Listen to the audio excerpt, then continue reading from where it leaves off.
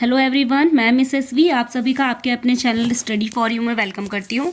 आज मैं आपको 3 इंपॉर्टेंट टॉपिक्स कवर करवाने वाली हूँ। फर्स्ट है आपका नॉलेज एंड इंफॉर्मेशन, और सेकंड है रीजनिंग एनालिसिस, और थर्ड है बिलीफ एंड ट्रूथ में डिफरेंस। तो ये मोस्ट इंपॉर्टेंट टॉपिक्स हैं जो अभी हम इसको कवर करने वाले हैं।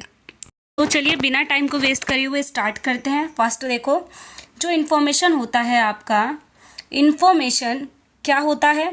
इन्फॉर्मेशन जो आप क्या जानते हो और क्या नहीं जानते हो वो कहलाता है आपका इन्फॉर्मेशन। वहीं अगर मैं बात करूँ नॉलेज की, तो knowledge is the knowing of something, किसी चीज़ के बारे में जानना नॉलेज कहलाता है, राइट। सेकेंड है इट इज़ रिलेशन बेस्ड, ये रिलेशन पे बेस्ड होता है। आप कितना ज़्यादा मतलब किसी चीज़ का जो रिलेशन होता है किसका किससे है उस पर इन्फॉर्मेशन बेस्ड करती है। पर जो नॉलेज है वो एक पैटर्न पे बेस करता है कि आप जितना ज़्यादा सीखोगे, जैसे आपने कोई एक चीज़ सीखी उसके बेसिस पे आप दूसरी चीज़ सीख सकते हैं, यानी ये पैटर्न बेसिस होता है। थर्ड वन इसमें क्या है कि all information is not useful, यानी जितनी भी इन्फॉर्मेशन है ज़रूरी नहीं है कि सभी इन्फॉर्मेशन क्या हो, यूज़फुल हो, बट ऑल नॉलेज यूज़फुल होती है। पर जितनी भी नॉलेज होती है वो क्या होती है, यूज़फुल होती है। फोर्थ पॉइंट की बात करें तो इन्फॉर्मेशन इज़ ऑलवेज विजिबल, जो इन्फॉर्मेशन होती है वो हमेशा विजिबल होती है, या तो टेक्स्ट की फॉर्म में, या तो क्वेश्चन आंसर जो आप अपनी नोटबुक में देखते हैं, इमेजेस की फॉर्म में, वीडियोज़ की फॉर्म में, उस फॉर्म में इन्फॉर्मेशन होती है, यानी कि क्या होती है, विजिबल होती है। बट जो नॉलेज होती है वो क्या है, विजिबल नहीं होती। देन यहाँ पर अगले पॉइंट की अगर मैं बात करूँ तो ये क्या है कि information refer to data, fact और डिटेल, यानी इन्फॉर्मेशन किस चीज़ से रेफर करती है कि कोई वो डाटा होगा या कोई फैक्ट होगा या फिर कोई वो डिटेल होगी। बट जो नॉलेज होती है ना वो क्या रेफर करती है, अंडरस्टैंडिंग, आप कितना चीज़ों को समझ पा रहे हैं, अवेयरनेस कैसी है, आपकी स्किल कैसी है, उन सब चीज़ों पर डिपेंड करेगा क्या, नॉलेज। सिक्स पॉइंट क्या है, इन्फॉर्मेशन इज ईजिली ट्रांसफरेबल, यानी कि जो इन्फॉर्मेशन होती है आप इजीली उसको ट्रांसफ़र कर सकते हो। कैसे? क्योंकि अभी मैंने बताया वो इमेजेस, फोटोज़, वीडियोस और टेक्स्ट के फॉर्म में होती है, तो आप उसको ट्रांसफ़र कर सकते हैं। पर जो नॉलेज है ना उसको ट्रांसफ़र करने के लिए आपको लर्निंग की ज़रूरत होगी, और जो नॉलेज है वो किसके थ्रू ट्रांसफ़र होती है, जैसे कि मैं आपको ये कुछ कॉन्सेप्ट एक्सप्लेन कर रही हूँ, तो ये एज अ मैंने इसको पहले कुछ देखा होगा, एनालाइज करा होगा, इसके बारे में रीडिंग करी होगी, लर्न करा होगा, उसके बाद ही तो मैं आपको ये इन्फॉर्म कर पा रही हूँ।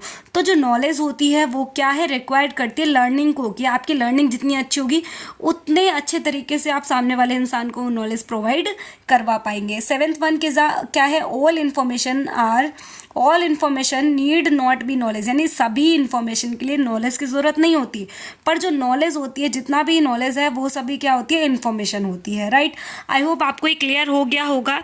नेक्स्ट हम बात करते हैं सेकेंड की, जो क्या है हमारा रीजनिंग और एनालिसिस में डिफरेंस।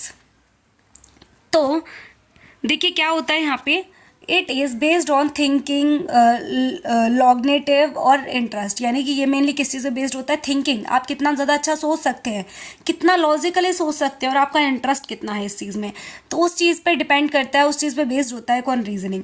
जबकि जो आपका एनालिसिस होता है ना वो बेस्ड होता है लर्निंग बाय डूइंग पे, कि आप कितना लर्न करके सीख रहे हैं, है ना, कितना आप सीख रहे हैं, उस चीज़ पे डिपेंड करता है एनालिसिस।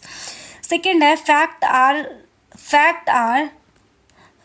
आर नोन, यानी इसमें क्या होता है, जितने फैक्ट्स होते हैं वो सभी क्या होता है, नोन होते हैं, बट इसमें जो फैक्ट होते हैं वो अननोन होते हैं और प्रूव नहीं होते वो, बट रीजनिंग के अंदर फैक्ट्स क्या होते हैं, प्रूव होते हैं। थर्ड पॉइंट की अगर मैं बात करूँ तो जो रीजनिंग होती है ना वो क्या होती है, इंडक्टिव और डिडक्टिव दोनों ही मैथड्स पे बेस होती है, पर जो एनालिसिस होता है वो ओनली फॉर्मल और इनफॉर्मल मेथड पे होती है, ठीक है। नेक्स्ट वन, आगे वाले पॉइंट क्या कहते हैं कि जो रीजनिंग होती है, रीजनिंग वर्क करती है होल, यानी ऑल, ये यहाँ पे ई और लगा लेना आप, रीजनिंग सभी चीज़ों पे वर्क करती है होल, और it word as a part, ये सिर्फ एक सिंगल एक वर्ड, पर्टिकुलर जो वर्ड है वहाँ पर ही हम इसको एनालाइज कर सकते हैं। ये एक जजमेंटल फिनोमिना होता है, आप किसी चीज़ को जज करते हैं, और ये क्या होता है, ऑब्जर्वेटरी फिनोमिना, आप वहाँ पर चीज़ों को ऑब्जर्व करते हैं, ऑब्जर्व करने के बाद ही चीज़ों को सीखते हैं। यहाँ पर क्या है, it does not follow any procedure, ये किसी प्रोसीजर को फॉलो नहीं करता और ये फॉलो करता है सिस्टमेटिक प्रोसीजर। जैसे मैंने पहले बताया था कि जैसे आपने नॉलेज के अंदर देखा था कि वो एक प्रोसेस के थ्रू मतलब एक सिस्टमेटिक वे में चल रहा था, वैसे ही यहाँ पर क्या होता है, ये सिस्टमेटिक प्रोसीजर में फॉलो होता है एनालिसिस। पहले आपने किसी चीज़ को एनालिस करा, उसके बेस पे आप अगली चीज़ों को एनालाइज करेंगे।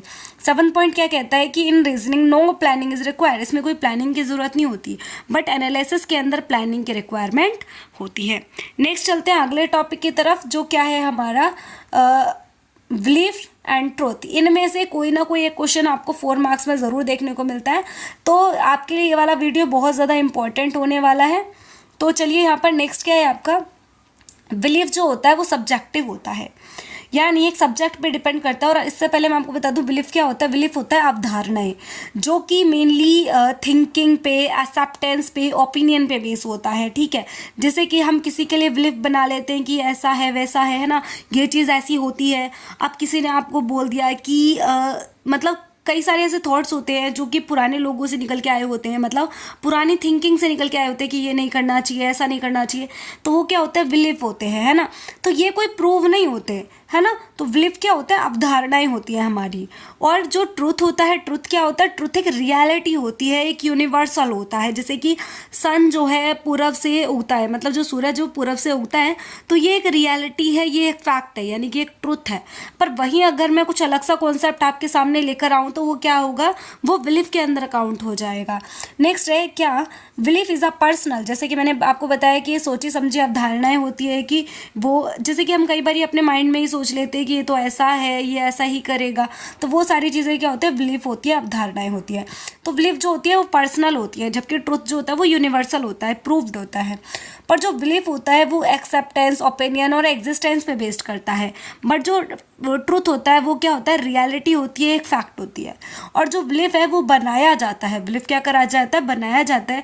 जबकि ट्रुथ है वो एग्जिस्ट करता है ट्रूली, तो आपको उसके ऊपर ऐसा नहीं होता है कि आप किसी ने बस आपको बता दिया तो आपने उसको भरोसा कर लिया, नहीं, ये बिल्कुल एक ट्रुथ होता है, आपके पास उसके रीजंस भी होंगे कि ऐसा क्यों होता है, ठीक है। तो अगर आपको वीडियो थोड़ी भी हेल्पफुल लगी तो चैनल को सब्सक्राइब कर लें और ये वीडियो अपने फ्रेंड्स में ज़रूर शेयर करें ताकि उनको भी इन्फॉर्मेशन मिल सके। थैंक यू सो मच, मिलते हैं नेक्स्ट वीडियो में।